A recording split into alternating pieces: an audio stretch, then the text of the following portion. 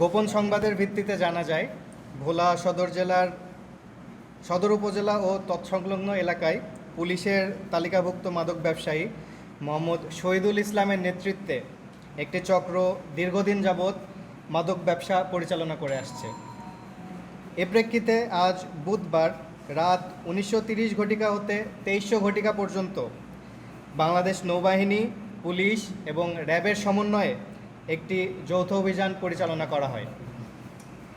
অভিযানে ভোলা সদরের বাপ্তা পাইলট এলাকায় মাদক ব্যবসায়ী মোহাম্মদ শহীদুলের গোপন আস্তানা তল্লাশি করে 187 বোতল ফেন্সিডিল, 28 কেজি 500 গ্রাম গাঁজা, 17 পিস ইয়াবা, একটি রামদা, 6টি অ্যান্ড্রয়েড মোবাইল এবং নগদ 32,080 টাকা সহ 5 জনকে আটক করা হয়। বর্ণিত শহীদুল একজন চিহ্নিত মাদক ব্যবসায়ী এবং তার নামে একাধিক মাদক মামলা রয়েছে বলে ভোলা সদর থানা কর্তৃক নিশ্চিত করা হয়েছে। বর্তমানে আটককৃত মাদক ব্যবসায়ী ও জব্দকৃত মাদক ভোলা সদর থানায় হস্তান্তরের কার্যক্রম প্রক্রিয়াধীন।